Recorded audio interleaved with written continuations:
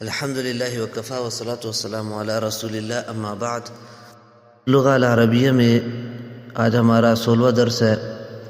آج کے درس میں ہم یہ پڑھیں گے کہ عربی لغت میں، عربیت میں اور اسی طرح باقی زبانوں میں بھی یہی چیز استعمال ہوتی ہے کہ ایک لفظ کو آپ جملے میں اس لیے ایڈ کرتے ہیں، جملے میں اس لیے ایک لفظ کو لے کر آتے ہیں کہ ایک چیز کو باقی چیزوں سے آپ علیحدہ کریں، ایک چیز کو باقی چیزوں سے علیحدہ کریں، جسے عربی گرامر کی اصطلاح میں صفت کہا جاتا ہے۔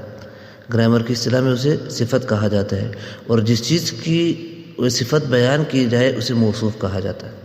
اسے کیا کہا جاتا ہے؟ موصوف۔ اب اس موصوف صفت کو اس لیے لایا جاتا ہے تاکہ یہ موصوف جس کی یہ صفت بیان کی جائے وہ باقی چیزوں سے جو ہے وہ اس کی تمیز آ جائے، ان سے جدا ہو جائے۔ جیسا کہ یہ مثال آپ ایک دیکھ لیں، یہاں پر ایک مثال دی گئی ہے، عباس تاجر غنی۔ اب عباس تاجر ایک جملہ ہے، عباس تاجر ہے، جملہ پورا ہو گیا، لیکن غنی اس کی ایک خوبی بیان کی گئی ہے، یا ایک خامی کبھی کبھی خاصات بیان کی جاتی ہے کہ عباس تاجر غبی، عباس ایک غبی تاجر ہے، ٹھیک ہے۔ تو اس سے یہ ہوتا ہے کہ عباس تاجر جو ہے کیسا تاجر ہے؟ تاجر تو بہت قسم کے ہوتے ہیں، تاجر تو کبھی غنی ہوتا ہے، کبھی تاجر بڑا ہوتا ہے، کبھی چھوٹا ہوتا ہے، کبھی تاجر کیا نام ہے غریب ہوتا ہے، غریب بھی تاجر ہو سکتا ہے، ٹھیک ہے نا۔ یہ سب احتمالات یہاں پر ہو سکتے ہیں۔ تو اب ان کو ہم ہٹانے کے لیے ہم اس کی ایک صفت بیان کرتے ہیں کہ عباس تاجر غنی۔ عباس تاجر ہے لیکن غنی تاجر ہے، غریب تاجر نہیں ہے، چھوٹا تاجر نہیں ہے، بڑا یہ کیا نام ہے ایسا ویسا تاجر نہیں ہے۔ تو اس کی صفت بیان کرنے کے لیے تاجر کی جو ساتھ غنی لفظ جو لے کر آئے ہیں، یہ ایک خوبی ہے اس کی۔ کبھی کبھی ایسی خوبی بیان ہوگی اور کبھی کبھی اس کے ساتھ اس کی جو ہے وہ خامی کوئی بیان ہوگی۔ خوبی اور خامی وہ اس لیے لے کر آئیں گے کہ تاکہ اس کی تمیز ہو سکے۔ اب اس چیز کو مصنف ہمیں جو ہے وہ بتا رہے ہیں کہ یہ سیکھنا چاہیے۔ اب یہاں سے یہ سوالات جو شروع ہوتے ہیں، من ھذا الرجل، یہ آدمی کون ہے؟ من ھذا الرجل، یہ آدمی کون ہے؟ ہوا عباس، یہ عباس ہے۔ ہاں، عباس تاجر، عباس تاجر ہے۔ عباس تاجر غنی، عباس تاجر غنی ہے، یعنی عباس غنی تاجر ہے۔ اب عربیت میں اور اردو میں جب آپ اس کا ترجمہ کریں گے تو آپ اس صفت کو پہلے لے کر آئیں گے اور جس جو موصوف ہے اسے بعد میں لے کر آئیں گے۔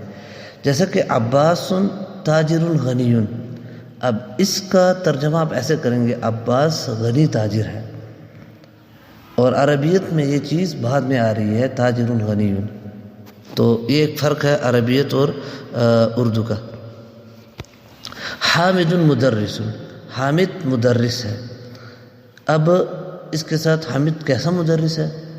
حامد مدرس جدید، حامد جو ہے وہ نیا مدرس ہے۔ مدرس تو نیا بھی ہو سکتا ہے، پرانا بھی ہو سکتا ہے، ٹھیک ہے نا۔ تو اب یہ جدید قید جو لگائی ہے، جدید جو صفت اس کی بیان کی ہے کہ نیا، تو اس کو اس حامد کو جو ہے وہ باقی مدرسین سے جدا کیا ہے اس نے، اس صفت کی وجہ سے۔ تو اسی طرح باقی جملوں میں اسی طرح استعمال ہوتا ہے۔ ما ھذا، یہ کیا ہے؟ ھذا تفاح، یہ پھل ہے یا یہ سیب ہے۔ تفاح، التفاح فاکہۃ لذیذہ، تو تفاح جو ہے وہ ایک لذیذ فاکہہ ہے، تفاح جو ہے وہ لذیذ فاکہہ ہے۔ تفاح سیب کو کہا جاتا ہے، یعنی سیب مزیدار ہے۔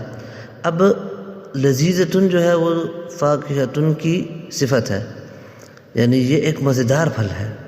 تفاح تو پھل ہے، لیکن پھلوں میں بہت سے اقسام ہوتے ہیں، بعض پھل لذیذ ہوتے ہیں، بعض جو ہے وہ لذیذ نہیں ہوتے۔ تو لذیذۃ اس کی صفت لے کر آئے ہیں۔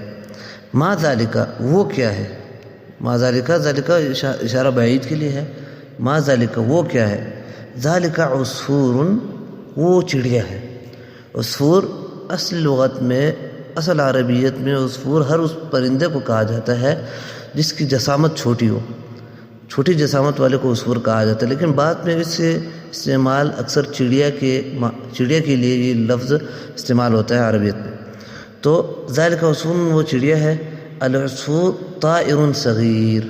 اب دیکھیں العصفور چڑیا جو ہے وہ پرندہ ہے، تو العصفور طائر یہاں پر جملہ پورا ہو گیا، لیکن یہ جو صغیر ساتھ لے کر آئے ہے اس کا مطلب یہ ہے کہ چڑیا جو ہے وہ چھوٹا پرندہ ہے۔ اگر کسی کو پتہ نہ ہو تو اس کے لیے آپ یہ کلام کریں تو اسے پتہ نہیں چلے گا طائر کیسا، چڑیا جو ہے وہ کیسا پرندہ ہے، تو اس کے ساتھ یہ قید لگانی پڑے گی کہ طائر صغیر۔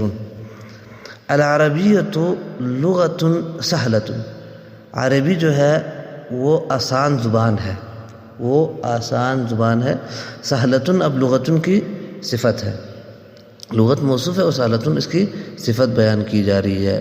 تو اسی طرح نیچے العربیۃ لغۃ جمیلۃ، عربی جو ہے وہ ایک خوبصورت زبان ہے، عربی ایک خوبصورت زبان ہے، واقعی ایسا ہی ہے، عربی بہت خوبصورت زبان ہے۔ عمار طالب مجتہد، اب عمار جو ہے طالب ہے، طالب ہے تو طالب علم تو مختلف قسم کے ہوتے ہیں، بعض سست ہوتے ہیں اور بعض چست ہوتے ہیں، ٹھیک ہے، بعض محنت کرتے ہیں بعض نہیں کرتے۔ تو مجتہد یہ صفت ہے اس کی، طالب کی۔ مجتہد کا معنی یعنی کوشش کرنے والا، ٹھیک ہے نا، طالب چست طالب کو مجتہد کہا جاتا ہے جو کوشش کرتا ہے۔ تو وہ محمود طالب کسلان، اور محمود جو ہے سست طالب ہے۔ اب محمود کی صفت ذم بیان ہوا ہے، محمود کا ایک بدی بیان ہوئی ہے، اس کی خوبی بیان نہیں ہوئی، لیکن اسے بھی عربیت میں صفت کہا جاتا ہے، گرامر کی اصطلاح میں اسے بھی صفت کہا جاتا ہے۔ صفت لفظ عربی ہے، ٹھیک ہے نا، اور اردو میں صفت کہا جاتا ہے، صفت، لیکن جب اسے عربیت کی اصطلاح میں پڑھیں گے تو عربیت میں صفتن کہا جاتا ہے، صفتن، اسی لیے میں صفت کہہ رہا ہوں۔ من انت، آپ کیا ہے، یعنی مطلب کیا پیشہ ہے آپ کا۔ انا طالب، میں طالب ہوں۔ انت طالب جدید، کیا آپ نئے طالب ہو۔ اب جدید یہاں پر طالب کی جو ہے وہ صفت واقع ہوئی ہے، اردو میں جسے صفت، عربیت میں جسے صفت کہا جاتا ہے۔ اسی طرح نعم، جی، انا طالب جدید، میں نیا طالب ہوں، میں نیا طالب ہوں۔ تو اس طریقے سے یہ صفت اور موصوف کا آپ فرق کریں گے۔ نیچے تمرین دی گئی ہے کہ یہاں پر اسے حل کرنا پڑے گا، یہ تمرین ہے یہاں پر، تو اسے آپ حل کریں۔ یہاں پر یہ دی گئی ہے، اسے آپ حل کریں گے۔ جزاکم اللہ خیر و احسن الجزاء، بارک اللہ فیک۔